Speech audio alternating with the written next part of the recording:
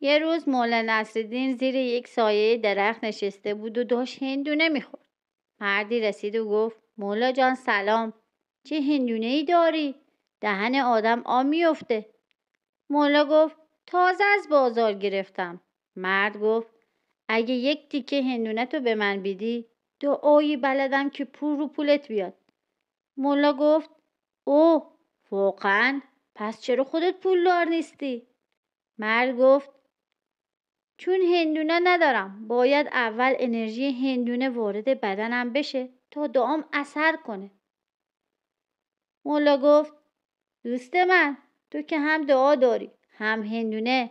اگه من هندونه‌مو بدم به تو و تو هم دعا کنی آخرش من میمونم بی هندونه تو هم بی پول. مرد گفت نه دیگه من که دعامو بلدم. مولا بلند شد و هندونه‌شو زد زیر بغلش و گفت هر کس بره سمت تخصص خودش.